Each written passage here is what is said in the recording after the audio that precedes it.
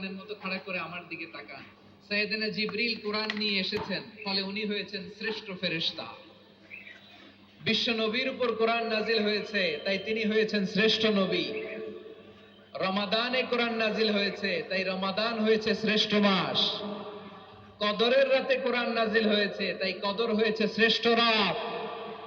আমরাও যদি কোরআনের সাথে সম্পর্ক বাড়াই, আমাদের মর্যাদাও এরকম, আমাদেরকেও শ্রেষ্ঠ মানুষ বানায় দিবে কে? এজন্য কোরআনের সাথে সম্পর্ক বাড়াইতে রাজি আছেন তো? যারাই কোরআনের সাথে সম্পর্ক বাড়ায়, এদের মর্যাদা বাড়ায় দেয় কে? দেখবেন আমাদের হাফেজে কোরআন, তারা ইন্টারন্যাশনাল কোরআন কম্পিটিশনে যে গোটা বিশ্বকে পেছনে ফেলে প্রথম পুরস্কার নিয়ে আসে। এত ছোট ছোট বাচ্চা, ও সমাজ বোঝে না, রাজনীতি বোঝে না, টাকা পয়সা বোঝে না, কিচ্ছু বোঝে না, কিন্তু গোটা বিশ্বে ওকে সম্মানের চেয়ারে আসীন করেছে কে? এই কোরআনের সাথে লাগলে আল্লাহ তাআলা সম্মান বাড়িয়ে দেয়। আমার প্রিয় ভাইয়েরা, আসুন আমরা শুরুতেই, আলোচনার শুরুতেই শপথ নেই যে আসন্ন রমাদানে আমরা কোরআনের সাথে নিজেদের সম্পর্ককে মজবুত করব ইনশাআল্লাহ। সবাই বলুন ইনশাআল্লাহ। শাবান মাস আসলে, রজব মাস আসলে সাহাবারা কি করতেন আসুন আমরা দেখি কিভাবে তারা রমাদানকে ওয়েলকাম জানাতেন।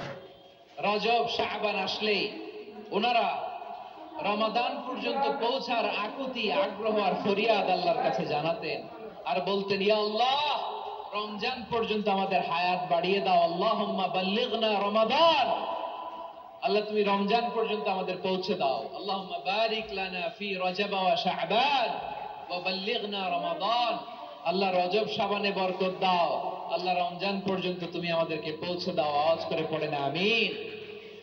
আমার প্রিয় চাঁপাইনবাবগঞ্জের ভাইরা, গত বছর অনেকের সাথে আমরা একসাথে রমাদান কাটিয়েছি, তাদের অনেকে দুনিয়াতে এখন বেঁচে নাই, এরকম আছে না নাই?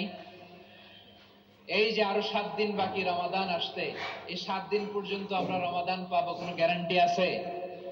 আচ্ছা, এই বছর যদি খুশনসিব হয় আমাদের, আমরা যদি পাই, আগামী বছরও যে রমাদান আমরা পাবো, কোনো গ্যারান্টি আছে? তাহলে আসুন আমরা ভেবে নেই, হতে পারে this Ramadan could be the last and final Ramadan in our life. হতে পারে এই রমাদানই হতে পারে আমার জীবনের শেষ রমাদান। ঠিক কিনা বলেন? তাই আসুন আমরা আল্লাহর কাছে দোয়া করি, আল্লাহুম্মা বাল্লিগনা রমাদান, আল্লাহ তুমি রমাদান পর্যন্ত আমাদেরকে পৌঁছে দাও। আওয়াজ করে পড়েন আমিন। ইবনে রাজব আল হাম্বলি লাতাইফুল মাআরিফের মধ্যে লিখেছেন, সাহাবারা ওনারা রমাদান কেন্দ্রিক, আমাদের সালাফ সালফে সালিহিনরা রমাদান কেন্দ্রিক জীবন কাটাতেন। ওনারা রমজান আসার 6 মাস আগে আল্লাহর কাছে দোয়া করতেন, আল্লাহ রমজান পর্যন্ত পৌঁছে দাও। রমজান চলে যাওয়ার পরে বাকি 6 মাস আল্লাহর কাছে দোয়া করতেন, আল্লাহ এই রমাদানে যে ইবাদত করেছি, এই ইবাদত গুলো তুমি কবুল করে নাও। সুবহানাল্লাহ। তাহলে পুরো বছর রমাদান কেন্দ্রিক জীবন। রমজান আসার আগে 6 মাস দোয়া করতো, আল্লাহ আমরা যেন রমজান পাই। রমজান চলে যাওয়ার পরে বাকি 6 মাস বলতো, আল্লাহ রমজানে যে ইবাদত করেছি এগুলো তুমি কবুল করে নাও। সুবহানাল্লাহ। আবার এই শাবান মাসে আল্লাহর হাবিব সাল্লাল্লাহু আলাইহি ওয়াসাল্লাম সবচেয়ে বেশি রোজা রাখতেন। কানা ইয়াসুমু শাবানা কুল্লাহ, সবচেয়ে বেশি রোজা রাখতেন শাবান মাসে। ওয়া কানা ইয়াসুমু শাবানা ইল্লা কালিলা, শাবানের অল্প কয়েকদিন ছাড়া পুরো শাবানটাই বিশ্বনবী রোজা রাখতেন। সুবহানাল্লাহ পড়েন। এই শাবানে আপনারা রোজা রাখছেন তো? রাখছেন? আল্লাহ তুমি কবুল করো, আমরা সবাই পড়ি আমিন। মাইকের সাউন্ডটা একটু উইক মনে হচ্ছে, একটু স্ট্রং করতে হবে সামান্য। মাইক অপারেটর যিনি আছেন একটু স্ট্রং করবেন, আমার শাউট করে কথা বলা লাগতেছে, একটু স্ট্রং করবেন মেহেরবানি করে, মাইকের সাউন্ডটা একটু স্ট্রং করবেন। প্রিয় ভাইরা, যাতে করে তোমরা সবাই মুত্তাকি হতে পারো। সুবহানাল্লাহ বলেন। যাতে করে তোমরা আল্লাহ সচেতন হতে পারো। তাহলে সিয়ামকে, এই সামনে যে রমাদান আসতেছে আমার প্রিয় ভাইরা, এই পুরো রমাদান ব্যাপী সিয়াম সাধন করা, সিয়াম পালন করাকে আমাদের জন্য ফরজ করে দিয়েছে কে? রমাদানের রোজা রাখার নফল নাকি? রমাদানের সিয়াম পালন করা কি নফল? সুন্নাত? তাহলে কি ফরজ? আওয়াজ করে বলেন, রমাদানের রোজা রাখা কি ফরজ? এটা শুধু আমাদের উপরই ফরজ না, আমাদের আগে যত জাতিগোষ্ঠী এই পৃথিবীতে এসছে সবার উপরে সিয়াম পালনকে ফরজ করেছে কে? সবার উপরে আল্লাহ তাআলা সিয়াম পালনকে ফরজ করেছিলেন। তবে ধরনটা ভিন্ন ছিল, এক এক জাতিগোষ্ঠীর জন্য এক এক ধরনের ছিল। আমাদের জন্য সিয়াম ফরজ টানা 1 মাস 30 দিন বা 29 দিন। কোন কোন উম্মতের উপর 30 দিন না, মাত্র 3টা রোজা ফরজ ছিল। কয়টা? আওয়াজ করে বলেন। আপনাদের কি মনোযোগ আছে না গেছে? মনোযোগ আছে? তাকবীর পড়েন তো, লিল্লাহে তাকবীর। আমাদের 1 মাস সিয়াম ফরজ। পূর্ববর্তী অনেক উম্মতের উপর 1 মাস ছিল না, 3টা ফরজ ছিল। কয়টা?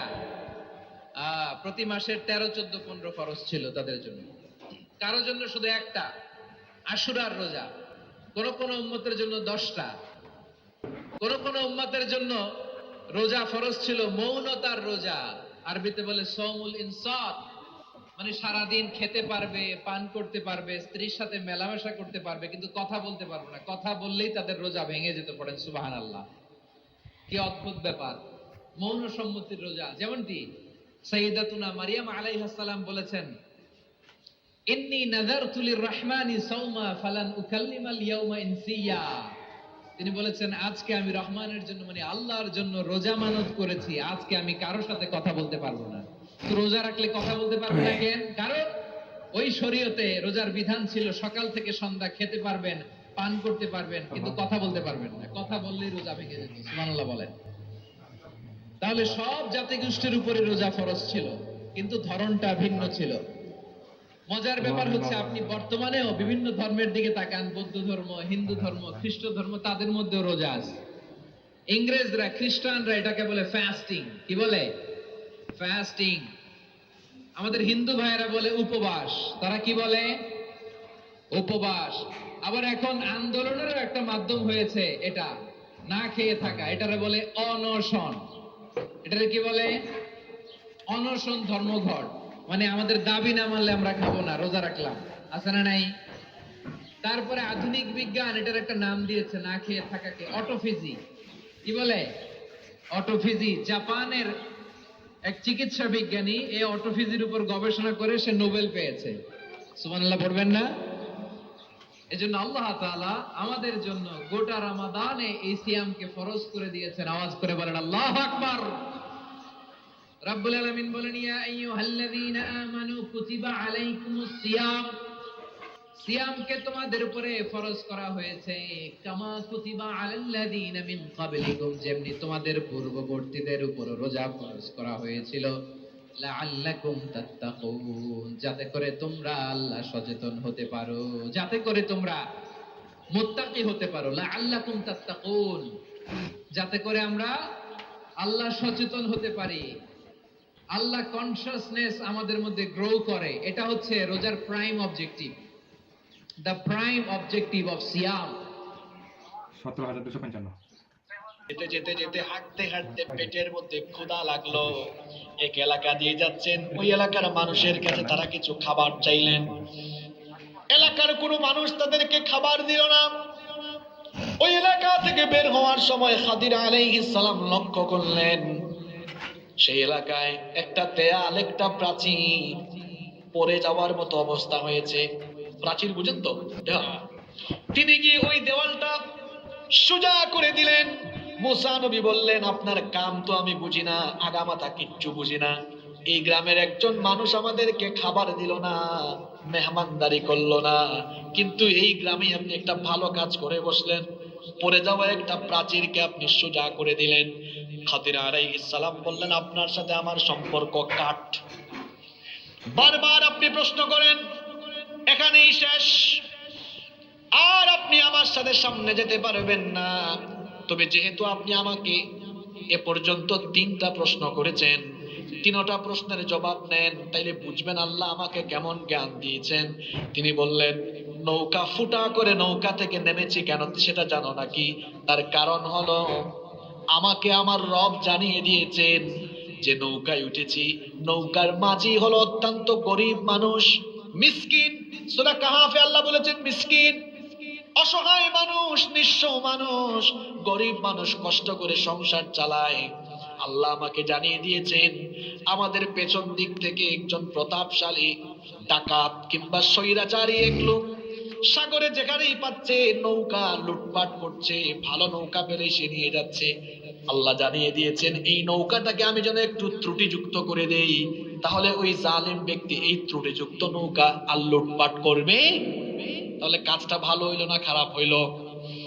এরপরে আমি একটা সুন্দর ছেলেকে কেন হত্যা করেছি শোনো, তার মা বাবা দুজন অত্যন্ত নেককার, অত্যন্ত ভালো মানুষ, কিন্তু আল্লাহ আমাকে জানিয়েছেন এই ছেলেটা বড় হয়ে কুফরি করবে, সীমা লঙ্ঘন করবে। আল্লাহর আদেশে আমি তাকে হত্যা করেছি যাতে করে সে তার মা বাবার জন্য কষ্টের কারণ না হয়।